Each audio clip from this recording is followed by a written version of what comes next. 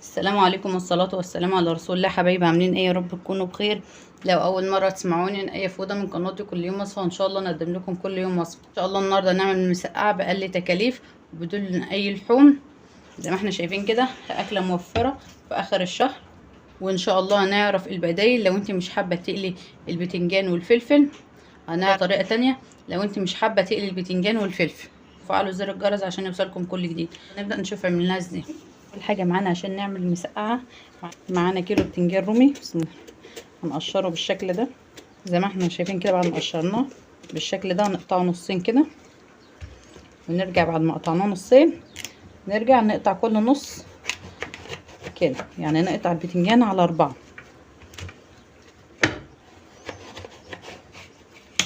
زي ما احنا شايفين كده، عشان هنقطعه مكعبات ولا هي كبيرة ولا هي صغيرة، وسط كده زي ما احنا شايفين.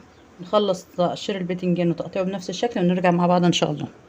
ما احنا شايفين بعد ما خلصنا تقشير البتنجان وقطعناه بالشكل ده وحطيناه في مصفى عشان ونحط عليه معلقة كبيرة من الملح عشان تنزل المية اللي فيه، وحاطين تحته وحاطينه في مصفى عشان ينزل المية.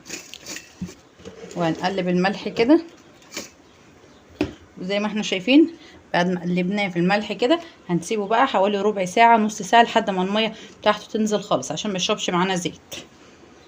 ودلوقتي هنعمل مع بعض صلصة المسقعة. حطينا هنا حلة على النار، حطينا فيها 3 معالق من الزيت. بسم الله. ومعانا معلقة كبيرة كده من الثوم المفروم.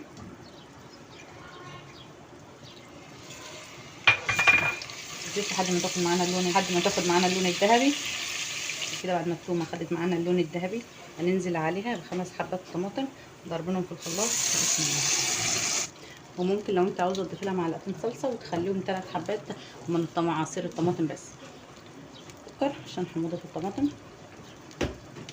نحط معانا رشه من الفلفل الاسمر ونص معلقه من الكمون ونص معلقه من الكزبره، وهنقفل عليها ونسيبها تتسبك. نرجع نشوفها مع بعض ان شاء الله. احنا شايفين بعد ما عملنا الصلصه حطينا زيت على النار يقدح، وكنا سايبين البتنجان طبعا في الملح زي ما احنا عملناه هنحمره في الزيت. طريقه تانية تعملي بقى المسقعه من غير ما انت تحمري البتنجان او البطاطس او الفلفل. تحمري تومه لحد ما يبقى لونها اصفر وتنزلي عليها بطماطم او صلصه وطماطم مقطعه مكعبات. الطماطم دي اختياري اللي انت حابه تضيفيه.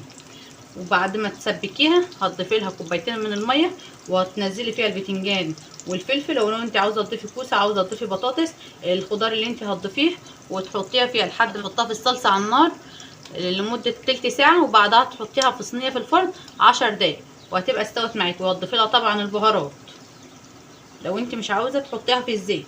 زي ما احنا شايفين بعد ما صلصه المسقعه استوت معانا هنضيف لها معلقه كبيره من الخل. بسم الله.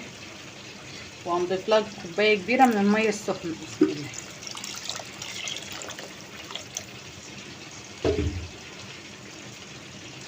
وهنسيب كوبايه الميه تغلي مع الصلصه وهنطفي لحد ما نخلص تحمير البتنجان، ونرجع نحط البتنجان والفلفل في الصلصه.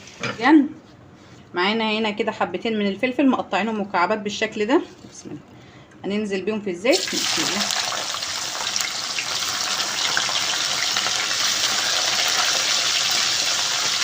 شايفين ما شاء الله ان كميه الزيت ما قلتش معانا كتير، يعني كده ان البتنجان ما شربش معانا زيت.